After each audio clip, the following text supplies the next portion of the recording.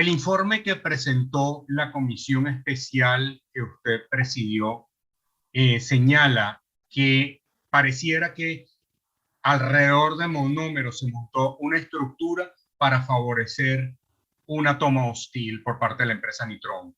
Si eso fue así, quiere decir que entonces la Asamblea Nacional de 2015 tomó en cuenta o seleccionó a una directiva que no trabajó para proteger un activo del Estado venezolano, sino para propiciar la venta a favor de una transnacional.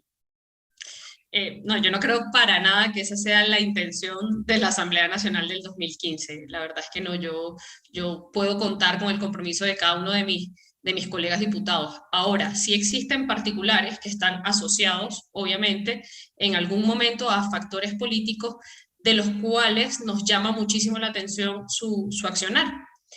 Hay dos personajes que están involucrados en esta terrible trama del intento de la toma hostil, que no fueron designados por la Asamblea, sino que fueron como apareciendo en el camino. Uno de ellos es Jorge Luis Pacheco, quien fue contratista, luego asociado a la Junta Directiva y a la presidencia de la Junta Directiva, y el otro es el señor William Otero, quien en ese momento fue nombrado como gerente financiero, es un ciudadano colombiano, con el objetivo de poder ayudar a las relaciones con la banca colombiana.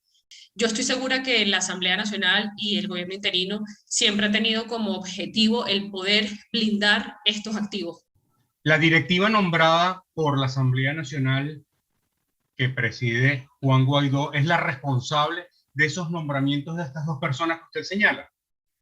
Sí, una coincidencia en todas las entrevistas que nosotros hicimos, tanto a exdirectores como directiva actual, decían que el 98% de las acciones que tomaba la Junta la tomaban en consenso.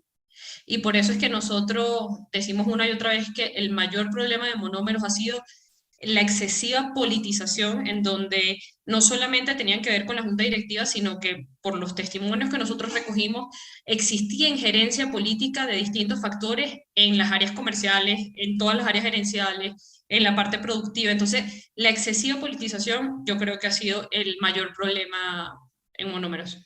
Y esto recae principalmente sobre quién era la presidenta de Monómeros, Carmen Elisa Hernández. En todos estos testimonios que nosotros recogimos, siempre estaba ella como pieza del rompecabezas en todo esto. Entonces, como existían diferentes versiones de lo que está ocurriendo, como existen puntos encontrados, el hacer el llamado a que se realice un juicio de este tipo le va a permitir a ella poder aclarar muchísimas cosas que siguen siendo muy grises. Y entre esas es, bueno, efectivamente, todo lo que ocurrió con respecto a la información que se llevaba formalmente tanto a Supersociedades como al Departamento de Inteligencia de Colombia nos informaban que ella era la vocera. Ahora, la Superintendencia de Sociedades, que es un organismo del Estado colombiano, ¿por qué toma la medida de control? Monómeros venía en un proceso de desestabilización, y en ese proceso de desestabilización se genera esta medida, y el ruido que generó es lo que nos llama a nosotros la atención, no tanto la medida. Supersociedades, y nosotros se lo preguntamos al director del despacho del presidente Duque, porque bueno, Supersociedades, la superintendencia recae directamente en el despacho de la presidencia. Nosotros hablamos con el director del despacho nos dice, miren, esto es normal, Supersociedades levanta una medida, recoge una información, la empresa tiene derecho a apelar, y si en este proceso de apelación la empresa demuestra que lo que está diciendo Supersociedades no es tan así por X o por Y razón, sigue su curso normal. Supersociedades había establecido esta misma medida en marzo del 2019 cuando asume, cuando nosotros como gobierno interino asumimos, es decir, es un proceso normal. Ahora, parte de ese ruido lo hace la propia administración de Nicolás Maduro, que hace ver que esa medida de control de Superintendencia de Sociedades es como si fuera una suerte de expropis. En la cultura venezolana, como no se entiende esa institucionalidad que existe en un país como Colombia, entonces en ese sentido no considera que ese es parte del ruido, y se ha insistido en hacer ver por parte de la administración de Maduro que ya Monómero se perdió o se puede perder. Una de las cosas que nosotros preguntamos tanto al equipo de abogados que está asesorando a Monómeros como al mismo director del despacho le digo, bueno, ¿de qué se trata esto? O sea, ¿cuál es la última instancia de esto? Es decir, ustedes pueden expropiar, porque yo venía exactamente con el mismo chip que dices tú, y ellos nos dicen, no, esa figura no existe dentro de la Constitución colombiana, no existe la posibilidad de que el gobierno colombiano tome una empresa de carácter privado, eso no existe. Al final, lo último que puede hacer Super Sociedades es funcionar como mediador entre la empresa y los acreedores que están de alguna manera reclamando el pago, que es en este caso todo el tema de Nitron Group y de Nitrofer en el caso de su filial en Colombia, pero no existe posibilidad de que Monómero sea expropiado. ¿Cuál es el riesgo real que afronta en este momento Monómero? Sí. ¿Cuál es la amenaza real de Monómeros? Bueno, que lamentablemente por un problema de gerencia que está teniendo Monómeros desde, no es desde este año, esto sí es una consideración personal, pero al menos desde el 2019 para acá, que es el periodo que he estado estudiando, por un problema de gerencia, digamos así, la dependencia sobre un acreedor particular ha sido tal que hoy Monómeros estaba en riesgo de tener que paralizar su producción porque ese acreedor de la noche a la mañana, por ejemplo, decidió parar operaciones comerciales.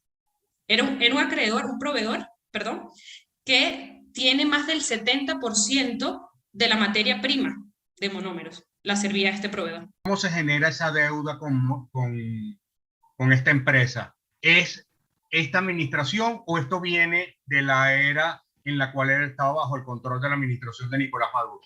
Nitron Group como proveedor viene de la PDVSA azul, la PDVSA roja y ahorita el gobierno interino para poder ponerlo en las 3 etapas.